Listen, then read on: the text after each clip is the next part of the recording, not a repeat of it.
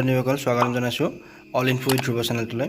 আপোনালোকে CBSE যিটো CTETৰ বাবে আপোনালোকে এপ্লাই কৰিছিলে আৰু তাৰ এক্সামিনেশ্যন হোৱা কথা আছিল। কেতিয়া আছিলে তাৰ এক্সামিনেশ্যন হোৱা কথা আছিলে 5/7/2020 ছানডে, অৰ্থাৎ জুলাই 5 তাৰিখে হোৱা কথা আছিলে। 112খন চহৰত হোৱা কথা আছিলে। অল অভাৰ দ্য কাণ্ট্ৰি চহৰত অনুষ্ঠিত হোৱা কথা আছিলে আৰু পষ্টপন কৰা হৈছিলে। এক্সামটো পষ্টপন কৰা হৈছিলে আৰু তেতিয়া এক্সামটো হোৱা নাছিলে। এতিয়া নতুন শিডিউল এখন বনাইছে, য'ত নেকি এক্সামটো 31/1/2021 অৰ্থাৎ জানুৱাৰীৰ 31 তাৰিখে দেওবাৰে যিসকলে CTETৰ কাৰণে এপ্লাই কৰিছিলে তেওঁলোকৰ এক্সাম হ'ব বুলি এখন নটিচ জাৰি কৰিছে তেওঁলোকৰ ফালৰ পৰা।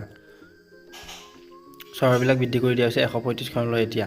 আৰু নতুন এক্সামিনেশ্যন য'ত এক্সাম হ'ব, নতুন চিটিবিলাক, নতুন চহৰ কোনকেইখন সেই চহৰখন ইয়াত তলত দেখুওৱা হৈছে বা ইয়াতে হাইলাইটেড কৰি দেখুৱাইছে। আপোনালোকে চাই ল'ব। লখিমপুৰ, নগাঁও, বেগুচৰাই, গোপালগঞ্জ, নতুনকৈ লখিমপুৰ, নগাঁও অসমৰ বাবে এইকেইটাই দেখাইছে চাগৈ, আৰু বেছিকৈ ইয়াতে নাই অসমৰ। কিন্তু নতুনকৈ এই দুখন লখিমপুৰ, নগাঁও, আৰু সম্ভৱতঃ ইয়াতে আমাৰ অসমৰ জেগা নাই, কিন্তু বাহিৰৰ জেগা আছে, অৰ্থাৎ অসমৰ বাহিৰৰ কিছুমান জেগা আছে। আমাৰ অসমৰ বাবে লখিমপুৰ, নগাঁও নতুনকৈ এড কৰিছে। আৰু এতিয়া চাওক, আপোনালোকে যদি আপোনালোকৰ আগত যিটো চহৰ আছিল বা যিখন এক্সাম য'ত হ'ব বুলি উল্লেখ আছিল, সেই চহৰখন যদি আপোনালোকে চেঞ্জ কৰিব বিচাৰে, সেই চিটিখন যদি আপোনালোকে চেঞ্জ কৰিব বিচাৰে, আপোনালোকক এটা চান্স দিছে CTETৰ ফালৰ পৰা। আপোনালোকে চিটিখন চেঞ্জ কৰি ল'ব পাৰে আপোনালোকৰ নিজৰ ইচ্ছা অনুসৰি। আৰু এইটো কিহৰ বাবে হৈছিলে? ক'ভিড যিটো মহামাৰী, কৰোণা ভাইৰাছৰ যিটো মহামাৰী হৈ আছিলে, তাৰ বাবে এক্সামটো পাতিব পৰা নাছিলে। আৰু সেই পাতিব নোৱাৰাৰ বাবে আপোনালোকক যথেষ্টখিনি সুবিধা কৰি দিছে।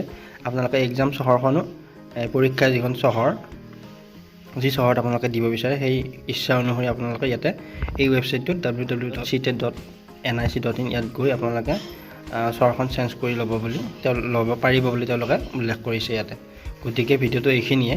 আশা কৰোঁ ভিডিঅ'টো আপোনাৰ ভাল লাগিলে, আৰু যদি ভাল লাগিলে আপোনালোকে ভিডিঅ'টো শ্বেয়াৰ কৰিব, লাইক কৰিব, আৰু যদি আপোনালোকে নতুনকৈ আহিছে তেনেহ'লে চেনেলটো ছাবস্ক্ৰাইব কৰিব নাপাহৰিব, আৰু কাষতে থকা ঘণ্টা বটনটো দবাই দিব। ধন্যবাদ।